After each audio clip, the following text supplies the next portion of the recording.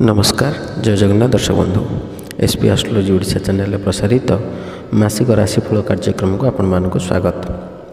दर्शक बंधु आज आम आलोचना करवा ए वर्षर शेष मास डिसेम्बर 2024 रे केमिति रहिबो राशिचक्र पंचम राशि सिंह राशि व्यक्तिविशेष मानकर शुभाशुभ राशिफल विषय विस्तृत भाव आलोचना करवा। किंतु ता पूर्व जदि आपण माने हम चैनल को प्रथम थर करी आसी थांते तेबे वीडियोटी को लाइक करूँ, शेयर करूँ और चैनल को सब्सक्राइब कर पाखे बेल आइकन को प्रेस करूँ। दर्शक बंधु चलतु आरंभ करवा आज आलोचना चक्र जे डिसेम्बर 2024 रे सिंह राशि व्यक्तिविशेष मानकर शुभाशुभ राशिफल विषय। सिंह राशि जार अधिपति ग्रह होउचंती रवि। सिंह राशि शुभ बार रविवार, सोमवार, गुरुवार, घातवार शनिवार। शुभ संख्या 1, 3, 9। शुभ रंग गोलापी नाली। यही सिंह राशि व्यक्तिविशेष मानकर गोचरीय ग्रह स्थिति उपर आम सामान्य नजर पकई नवा।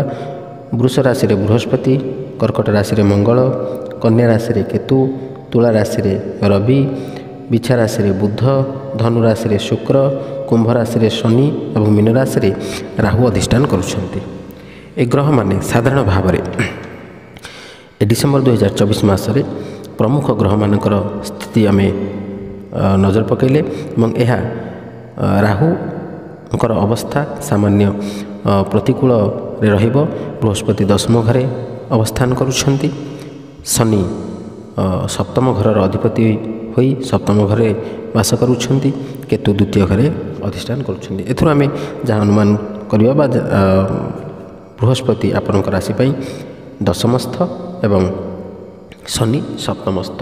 यदि आम प्रथम बृहस्पति कथा आलोचना करवा, बृहस्पति होउचंदी धन धान्यर कारक, विद्या बुद्धिर कारक, जश कीर्तिर कारक, आध्यात्मिकतावादीर कारक, समस्त प्रकार अनुकूलतार कारक। किंतु यही बृहस्पति गोचरीय स्थिति हिसाब से द्वितीय, पंचम, सप्तम, नवम और एकादश स्थान में शुभफल प्रदान करते। आपण राशि बृहस्पति दशमस्थ हो सामान्य अशुभ फल आपण को प्राप्त हो पारे। एवं शनि कथा जब आम आलोचना करवा तेज शनि होउछंती आपण राशि वर्तमान सप्तम घरे। शनि गोचरीय स्थिति हिसाब से 4टी स्थान में शुभफल प्रदान करते, तृतीय, षष्ठ, दशम और एकादश। आपण घरे आपण राशि शनि सप्तमस्थ, तेणु शनि जनित मध्य सामान्य प्रतिकूल फल आपण पाइपारती। एवं शक्ति ग्रह मंगल ग्रह चलित मासरे चतुर्थ घरर प्रभु एवं नवम घरर प्रभु भाव में बक्री करने को जाउछंती, जो कारण क्यारियर रे उन्नति घटिव।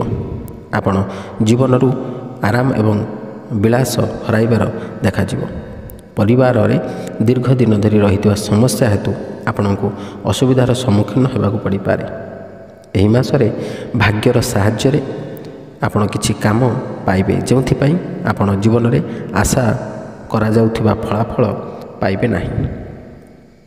डिसेम्बर मासरे सिंह राशि लोक क्यारियर विषय जदि आम आलोचना करवा तेज शनि क्यारियर संबंधी ग्रह आपण अनुकूल देखा जाऊ नाहंती, कारण यह आपण सप्तम घरे अवस्थित रही। शनि यही स्थिति हेतु आपण चाकरी रे समस्या होबार संभावना अच्छी, जहाँ आपण को चिंतित करें। एवं आपणकर कार्य दक्षता को सामान्य रूप से दृष्टि आड़ुहाला करें आपणकर उच्चपदस्थ कर्मचारी माने। तेणु से उच्चपदस्थ कर्मचारी ठारू आपण निर्यातित हो पारती बा अपमान मध्य पाई पारती। जदि आपण व्यवसाय क्षेत्र सहित जड़ित अच्छा तेज सप्तम घरे शनि स्थिति आपण व्यवसाय सहित उत्थान पतन को सूचाऊँच। एही मासरे आपण आशा करुथिबा लाभ पाइबा स्थिति रे रहिबे नाही। लाभ पाइबा पई आपण को टिके अधिक समय अपेक्षा करने को पड़ पारे। तृतीय एवं दशम गृहर अधिपति भाव में शुक्र द्वितीय बा 2 डिसेम्बर 2024 रु 28 डिसेम्बर 2024 पर्यंत षष्ठ घरे रहिबे। एवं तापरे 7 जून 29 डिसेम्बर 2024 रु 7 जनवरी 2025 मध्य शुक्र सप्तम घर को जीवे। ଉପରୋକ୍ତ କାରଣରୁ ଡିସେମ୍ବର 2, 2024ରୁ ଡିସେମ୍ବର 28, 2024 ପର୍ଯ୍ୟନ୍ତ ସମୟ ଆପଣଙ୍କ ପାଇଁ ଅତ୍ୟନ୍ତ ଫଳପ୍ରଦ ହେବ ନାହିଁ। ଯଦି ଆପଣ ବ୍ୟବସାୟ କ୍ଷେତ୍ର ସହିତ ଜଡ଼ିତ ଅଛନ୍ତି ତେବେ ଆପଣ ଅଧିକ ଲାଭ ପାଇବାର ବାଧାବିଘ୍ନର ସମ୍ମୁଖୀନ ମଧ୍ୟ ହୋଇପାରନ୍ତି ଏବଂ ଆପଣ ମଧ୍ୟ ସମ୍ପର୍କରେ ସନ୍ତୁଷ୍ଟିର ଅଭାବ ଅନୁଭବ କରିପାରନ୍ତି।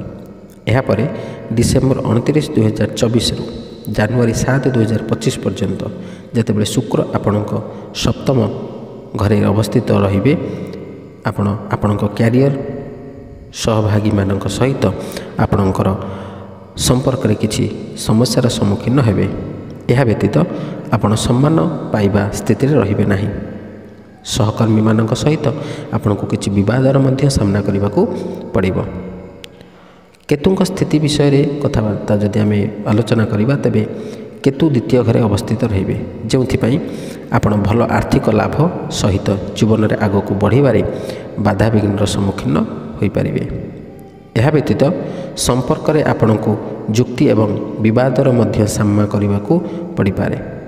ସାମଗ୍ରିକ ଭାବରେ ଏହି ମାସ ଆପଣଙ୍କୁ ଆଶା କରାଯାଉଥିବା ଠାରୁ କମ୍ ଫଳାଫଳ ଦେଉଥିବା ପରି ମନେ ହୁଏ ଏବଂ ସନ୍ତୁଷ୍ଟତା ଦୃଷ୍ଟିରୁ ମଧ୍ୟ ଅନୁକୂଳ ନୁହେଁ। ଏବଂ ଯେଉଁମାନେ ଅଧ୍ୟୟନ କ୍ଷେତ୍ରରେ ଅଛନ୍ତି, ପାଠପଢ଼ା କ୍ଷେତ୍ରରେ ଅଛନ୍ତି, ବୃହସ୍ପତିଙ୍କର ଅଶୁଭତ୍ୱ କାରଣରୁ ସେମାନେ ମଧ୍ୟ ଆଶାନୁରୂପ ଫଳ ପ୍ରାପ୍ତ କରିପାରିବେ ନାହିଁ।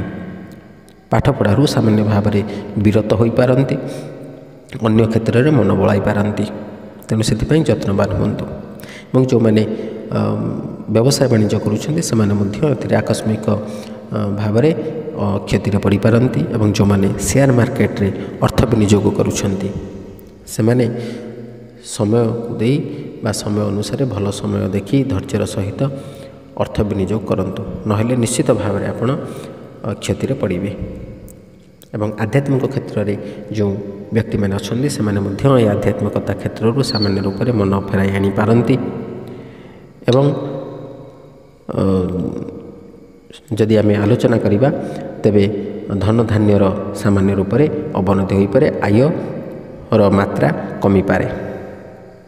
ଏବଂ ଯେଉଁମାନେ ନୂତନ ଭାବରେ କର୍ମପ୍ରାପ୍ତି ନିମନ୍ତେ ଆପ୍ଲାଏ କରୁଛନ୍ତି ବା ପାଇବା ପାଇଁ ଆପ୍ଲାଏ କରୁଛନ୍ତି ସେମାନଙ୍କ ପାଇଁ ମଧ୍ୟ ଏ ସମୟଟି ଅନୁକୂଳ ନୁହେଁ। ତେଣୁ ସେମାନଙ୍କର କର୍ମ ନିଯୁକ୍ତିରେ ନିଶ୍ଚିତ ଭାବରେ ବିଳମ୍ବ ଘଟିବ।